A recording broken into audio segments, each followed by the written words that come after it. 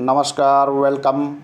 बहुत स्वागत है आपका। मैं हूं आचार्य सूरज और आप देख रहे हैं आश्रम।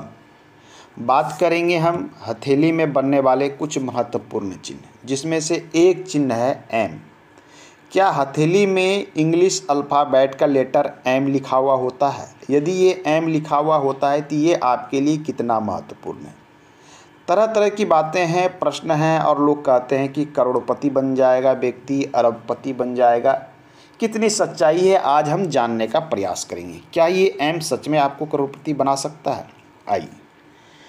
जब भी कोई एम बनता है तो इसमें कितनी लकीरें हैं? 1, 2 और ये 3 और ये 4, अर्थात 4 रेखाओं के संयोग से यह लेटर एम बन रहा है।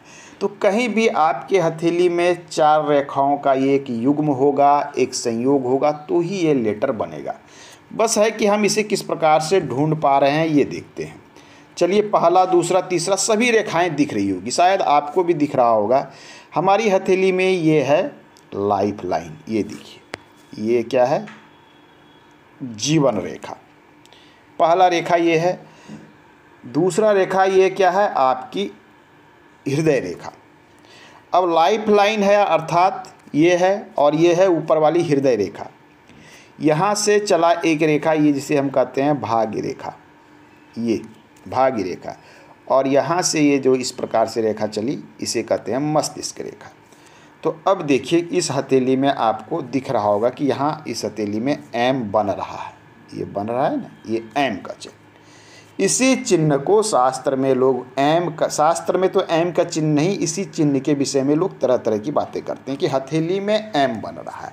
ये एम के जैसा देखिए लेटर बन गया, एक ऐसे, दूसरा ऐसे, तीसरा ऐसे, चौथा ऐसे, यही लेटर है। अब ये महत्वपूर्ण क्यों है, और क्या ये आपको करोड़पति बना सकता है, अरबपति बना सकता है? इसमें कुछ चीज़ें आपको ध्यान देनी चाहिए। सबसे पहले कि लाइफ लाइन, जीवन रेखा वाली ये जो रेखा, ये यदि बिल्कुल क्लियर साफ सुथरी है, आपकी आयु लंबी होगी, आपका जीवन स्वस्थ होगा। तो पहला आपको धन मिल गया, क्या? निरोगी काया, अर्थात आप हो गए स्वस्थ, अर्थात एक संपत्ति तो आपको मिल गया, आप स्वस्थ हैं। तो ये पहला रेखा क्लीन और साफ सुथरा होना चाहिए, तो एक चीज़ें हो गई। दूसरा, ये मस्तिष्क रेखा है, साफ सुथरी है, क्लीन है, लंबी है, अर्थात आप अच्छे प्रकार से चीज़ों को सोच पाएंगे। जब आप अच्छी प्रकार से चीज़ों को सोच पाते हैं तो क्या होता है कि हमें लाइफ में आगे बढ़ने के दृष्टि बहुत अधिक आ जाती है।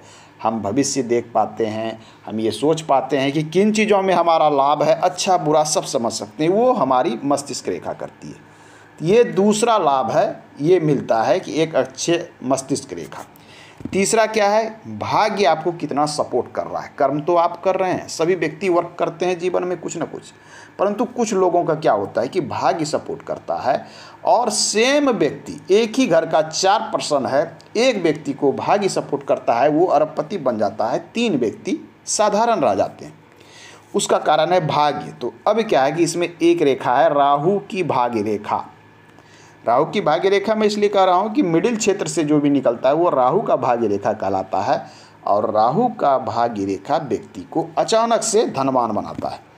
तो अब क्या है कि इसमें एक प्रबल और अच्छा भाग्य रेखा है जो शनि पर जा रहा है।